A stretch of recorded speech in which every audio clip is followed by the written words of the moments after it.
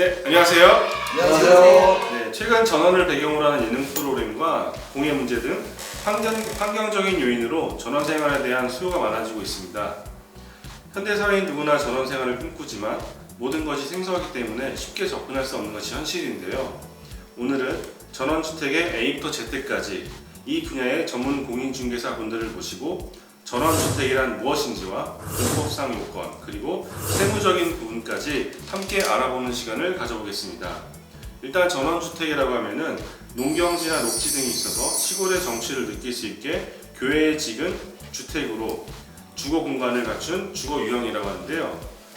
과거에는 이제 맑은 공기를 이제 찾아오신다거나 아니면 이제 아토피 치료 뭐 이런 이제 건강상의 이유로 많이 찾으셨고 또는 이제 지친 도시 생활 그리고 전원에 대한 이제 동경 이게 이제 주를 이뤘었는데 최근에는 이제 교통의 발달과 지역사회의 의료 편의 시설 확충으로 생활 편의성이 매우 이제 월등히 좋아지면서 도심 거주자들이 이제 주거용 전원주택을 찾는 수요가 많이 늘고 있는 것 같아요. 네, 많이 늘죠. 예. 그럼 이제 김정우 사장님 네. 그 전원주택이란 무엇인지에 대해서 그 종류가 있을 텐데 어떤 네. 종류가 있을까요? 네, 그래서 뭐 촬영을 위해서 뭐 좀 꼼꼼히 알아봤는데요. 네네. 일단 주거 목적이 있고, 그 다음에 또뭐 개발 규모라든가 개발 방식, 그 다음에 건축물 형태에 따른 그런 분류들로 이렇게 조금 나눠놨더라고요. 근데 이제 조금 크게 보면 우리가 이제 생활형이다, 생계형이다 이런 부분들이 좀 있죠. 출퇴근이 가능할 정도면 뭐 생활형이라고 봐야 될 거고. 네. 아니면 아예 뭐 카페라든가 이런 아예 그 동네 가서 장사를 하겠다라고 하는 그런 생계형도 있고, 그 다음에 이제 뭐 산속으로 들어갈 것이냐, 뭐 우리가 기존 취락지구 같은 이런 마을로 들어갈 것이냐, 아니면은 뭐 시골 뭐 이런 그 이게 조용한 이런 그 전원 뭐 단지라든가 뭐 이런 쪽으로 들어갈 것이냐, 이런 그 분류도 있는 것 같아요. 그 다음에 개발 방식에 따른 분류가 택지만 이렇게 조정을 해서 이제 분양하는 택지 분양 방식도 있고, 그 다음에 건축까지 해서 이렇게 분양을 하는 일괄 분양 방식도 있는 것 같고, 그 다음에 이제 지주들끼리 또는 동호인들끼리 공동으로 개발해서 하는 그런 방식들도 있는 것 같아요. 그 다음에 형태에 따른 분류도 있던데 목조주택으로 지을 것이냐, 뭐 또는 벽돌, 조적조 이런 걸로 할 것이냐, 또는 뭐 좀 스커스 할 것이냐, 또는 요즘은 뭐 조립식도 잘 나오는 것 같아요. 뭐 그런 걸로 할 것이냐, 또는 뭐 황토 흙을 써서 향토 주택으로 갈 것이냐, 이런 분류가 좀 있는 것 같습니다. 마지막으로는 이제 오늘 제가 강조하고 싶은 부분이 이제 나홀로 또는 뭐 두세 채 이렇게 이제 조금 동떨어져 있는 이런 그 단독 입지형이 있고, 타운하우스 같은 오늘 우리가 보고 온 그런 그 좀 규모가 있는 이런 타운하우스 같은 단지형으로도 구분하는, 그래서 단독이냐 단지형이냐 이런 구분도 있는 것 같습니다. 네. 그러면 그 이제 타운하우스랑 단독 입지 그거에 대해 좀 더 자세하게 설명해 주실 수 있을까요? 예, 단독 입지형은 아무래도 그 장점은 뭐 조용하다. 홀로 나만의 공간 또는 뭐 마당에 텃밭을 이렇게 짓는다든가 내 프라이버시를 갖다가 뭐 이렇게 마음껏 누릴 수 있는 그런 장점이 있는가 하면 그 집을 사놓은 집을 살 수도 있지만 땅을 사가지고 또 이렇게 짓기 위해서는 뭐 도로를 접해야 되고 그런 또 이런 건축 허가 문제 이런 것들도 조금 불편할 수 있고, 무엇보다도 치안 문제 이런 것들이 조금, 그 다음에 더 심각한 거는 좀 외롭죠. 외롭고 좀 심심하고 그런 것들이 단점이라고 그러면 반대로 단지형 같은 경우에는 그런 부분들이 다 해소가 되죠. 관리비도 이렇게 절감이 될 것이고, 아무래도 도심지에서 살던 그런 그 우리가 그 어떤 안전성 문제라든가 공동의 관리 시스템이라든가 이런 부분들이 장점이 될 것 같아요. 네. 그럼 이제 전원주택 또는 이제 전원주택용 토지 뭐 이런 걸 구매할 때 저희가 확인할 점이 뭐가 있을까요? 이제 계절별로 우리가 여름에는 그러니까 겨울에는 몰랐는데 여름에 비 한 번 오고 나니까 뭐 마당이 뭐 절반이 없어지고 뭐 그런 경우들도 있고, 또 특히나 겨울 같은 경우에 눈이라든가 뭐 이런 얼음 같은 것들 때문에 하천을 못 걷는다든가 해서 고립되는 그런 경우들도 있기 때문에 토지를 구입을 할 때는 계절도 좀 따져야 된다. 네, 알겠습니다. 그러면 이제 그 도로 같은 경우에 네. 이제 사실 도로를 만들려면은 이제 뭐 단독형 같은 경우는 직접 이제 토지를 뭐 매입하거나 그렇게 네, 하는 네. 경우도 있고 네. 타운하우스 같은 경우는 이제 같이 매입을 하잖아요. 네. 그럼 이제 그 타운하우스 같은 경우는 이제 건축물대장 같은 경우 보면은 이제 뭐 공유 지분 뭐 이런 게 있을 텐데 공유 지분이 뭔지 좀 자세히 설명해 주시죠. 그렇습니다. 단지형은 아무래도 이제 시행사라고 하죠. 시행사가 미리 이제 인허가 문제를 갖다가 이제 해결을 한 뒤에 이제 건축 허가를 받고 물론 그 형질 변경은 나중에 뭐 단지든 뭐 단독형이든 이렇게 이루어지겠지만 일단 단독형은 일단은 도로를 접해야 됩니다. 안 접하고 있다라고 그러면 맹지기 때문에 그 도로 내가 출입할 수 있는 부분을 일단은 매수를 해야 되고 아니면 사용료를 지불한다든가 이렇게 할 수밖에 없고 그 도로로 접하는 땅을 갖다가 내가 매수를 하면서 이건 하나 팁인데 돈으로 주고받고 하는 것보다 내가 이 도로로 연결되는 땅을 나한테 주면 내가 가지고 있는 맹지 중에 일부를 띄워주면 서로 윈윈하는 효과도 있기도 할 수 있고 복잡하죠. 조금 복잡하고 타운하우스나 이런 말씀드리는 단지형은 아무래도 도로 우리가 공유지분이라 그러면 도로 포함해서 뭐 경실이라든가 뭐 주차장 이런 것들이 전부 다 이제 공유지분인데 건폐율에서는 좀 손해가 생길 수 있지만은 내가 쓰는 전용 면적 외에 반드시 도로 지분을 별도로 가져야 된다. 굉장히 중요한 부분입니다. 알겠습니다. 그럼 이제 김태우 사장님, 네. 이제 수도권 전원주택이 요즘에 각광받고 있다 이렇게 말씀을 드렸는데 이제 수도권 전원주택의 어떤 특징 뭐 이게 뭐가 있을까요? 장점이라면은? 일단은 수도권이라고 하면 가깝지 않습니까? 네네. 네. 출퇴근까지도 가능하다. 그리고 예를 들어 제가 이제 텃밭을 갖고 왔는데 어느 날 갑자기 비가 많이 온다. 바로 찾아가 볼 수도 있는 겁니다. 네. 그렇기 때문에 일단 가깝다. 교통 인프라가 잘 이루어졌다. 이런 것들이 수도권 전원주택의 장점이라고 할 수 있죠. 보통 전원주택이라면은 네. 예전에는 한 200km입니다. 강원도나 충청도 네네. 이 정도. 왜냐면 그 전에는 길도 안 닦여 있어요. 그래서 상당히 불편했죠. 한 달에 한 번 갈까 말까고. 아예 가서 사실 분들이 이제 그렇죠. 가셨겠네요. 네. 네. 왔다 갔다 한다는 거는 사실 좀 어려웠습니다. 네네. 뭐 지금은 한 50km 정도. 내가 서천에 사놨다가 팔았잖아요. 서천. 네. 못 다니죠. 한 50km 돼야 돼요. 네. 너 더 멀면 힘들죠 상당히. 근데 오늘 저희가 사실 이제 그 양평군 용문에 있는 이제 타운하우스를 저희가 이제 같이 임장을 다녀왔잖아요. 네. 거기 같은 경우는 이제 잠실에서 한 50km 그렇죠. 그 정도 거리가 되더라고요. 그럼 그 정도면 적당하지 않나요? 상당히 괜찮죠. 50km 정도면 잠실에서. 네네. 일단은 뭐 인터넷에서 그 거리 재기로 네. 잰 거리입니다 이게. 직선거리로. 그렇죠. 내가 차로 가보니까 50km 살짝 넘던데. 왜냐면요. 지금 직선거리로. 직선거리로요. 왜 그러냐면 지금 교통 상황이 아주 좋으면 금방 갈 수 있는 거리입니다. 예. 그렇게 생각하시면 됩니다. 네, 그렇죠. 아무래도 이제 도로가 잘 정비돼 있다 보니까 이제 거의 직선거리와 유사하게 이제 실제 이제 갈 수 있는 거리도 나오고 하는데. 그렇죠. 네, 그럼 이제 김정민 사장님 그 용문 타운하우스 거기는 이제 교통 환경이 현재 어떻죠? 네, 지금 현재 지하철 경의중앙선이 용문역까지 운행을 하고 있고요. 네. KTX는 양평역에서 이용하실 수 있어요. 네. 화도 양평 간 제2외곽 순환도로가 2023년 개통 예정이고요. 지금 예비 타당성 조사를 통과한 송파 양평 간 고속도로도 2025년 착공이 될 예정이라고 합니다. 그리고 용문 홍천 광역철도가 선도 사업으로 선정이 됐어요. 네. 이 광역철도는 현재 서울역에서 용문까지 운행 중인 경의중앙선을 홍천까지 연장하는 사업인데요. 2030년까지 용문 홍천 광역철도가 개통이 될 예정입니다. 개통 후에는 도심에서 이동 시간이 한 90분대에서 30분대로 줄어들 것으로 예상을 하고 있습니다. 그리고 경기도에서 강릉 가는 경강로가 있는데요. 이 경강로가 예전과는 달리 길이 잘 정비가 되어 있어서 실제로 팔당에서 용문까지 20분 정도면 충분히 접근이 가능했습니다. 네. 그럼 이제 그 용문 같은 경우는 이제 양평이랑 같이 이제 생활권을 공유하잖아요.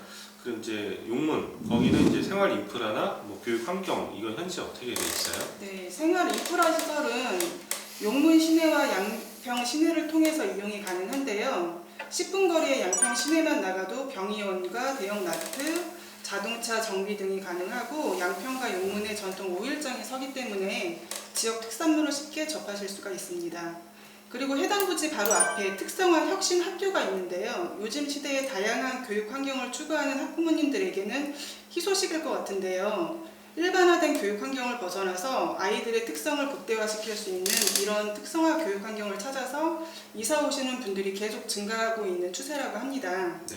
실제로 양평구는 올 들어서 전년 대비 인구가 증가했다고 하는데요. 지난해 10월 말 기준으로 2016년과 비교하면 인구 11만 2천 명에서 12만 2,500명으로 5년새 인구가 9% 정도 증가한 셈이라고 합니다. 보통 시골 하면 이제 인구가 줄어서 걱정인데 여기는 오히려 늘고 있으니까 네. 좀 발전하고 있다 이렇게 볼 수 계속 있겠네요. 늘고 있습니다. 네. 사실 이제 전원주택 하면 이제 주 목적이 힐링, 뭐 이제 삶의 여유, 뭐 이런 걸 텐데 주변에 이제 그런 걸 좀 받쳐줄 수 있는 그런 환경이 뭐가 있을까요? 제일 유명한 용문산 관광 단지가 있고요. 네. 그리고 천연 기념물로 지정된 은행나무로 유명한 또 용문사가 있고요. 용문산에서부터 양수리까지 이어지는 물소리길, 중원계곡, 중원폭포, 용문산 자연휴양림, 백건 수목원 등 많은 관광지가 있습니다. 아까 보니까는 공동관리 시스템이라고 있던데 이거는 정확히 어떤 걸 말씀하시는 거예요? 공동관리 시스템이라는 게 이제 타운하우스의 큰 장점이죠.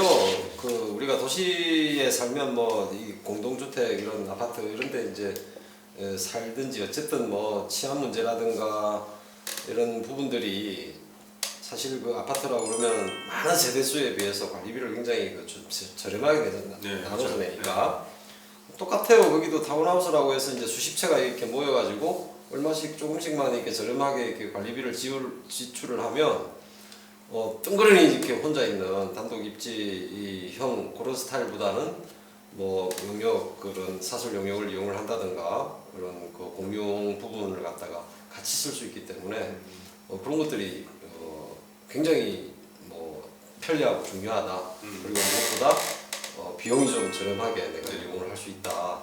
도시 생활을 하고는 크게 차이 나지 않을 정도로 네. 그런 것들이 굉장히 메리트가 있죠.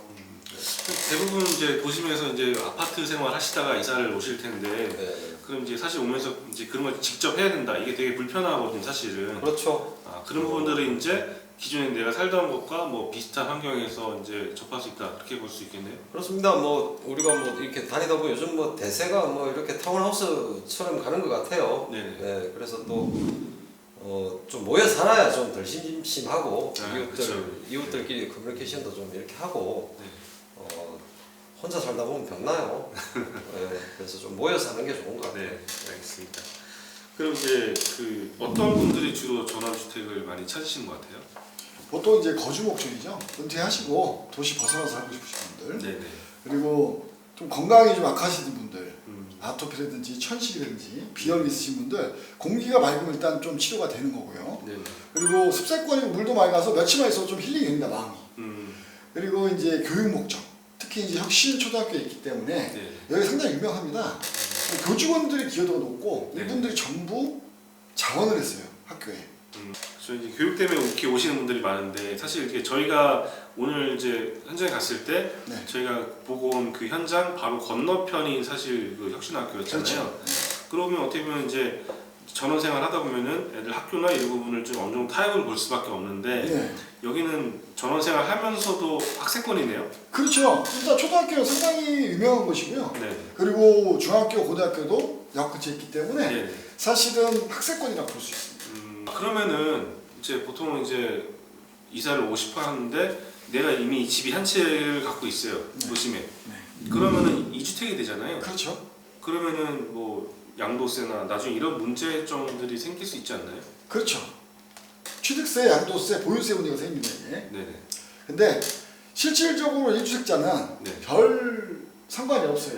1주택자는? 네. 왜냐면 전원주택이 대부분은 비조정지역이겠습니다.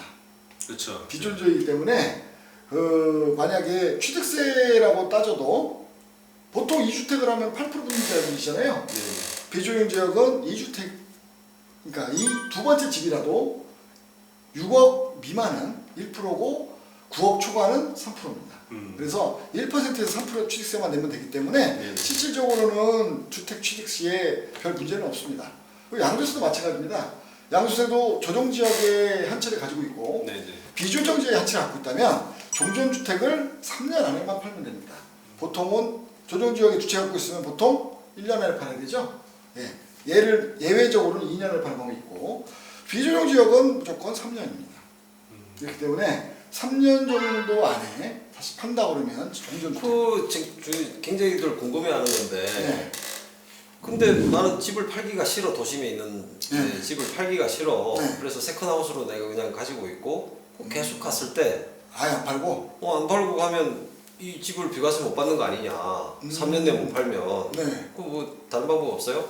이게 비과세 못 받는 것보다는 네.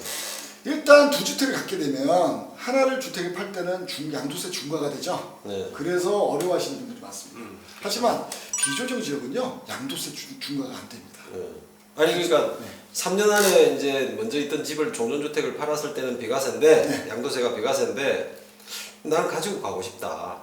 그렇죠. 3년이 아니라 10년이고 가지고 가고 싶다. 네. 했을 때 양도세 뭐 비과세 받는 방법이 있다면서요? 그렇죠. 그러니까 비조정 지역에는 네네.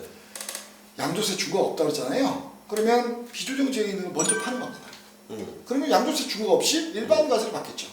양도세도. 네. 그 후에 종전주택으로 나머지 1주택 있지 않습니까? 거기에서 2년을 거주하시면 돼요. 세 줬으면 세입자 나가라 그러고. 그렇죠.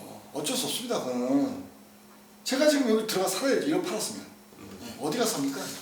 그러니까 이제 지금 이제 만약에 내가 주택 갖고 있고 이제 전원주택을 샀어요. 네. 근데 나중에 이제 팔 때 전원주택을 먼저 팔고 그렇죠. 다시 난 도심으로 갈래 했을 때 2년만 더 거주하면 이 집을 팔 때도 아무런 문제가 없는 거네요. 그럼요.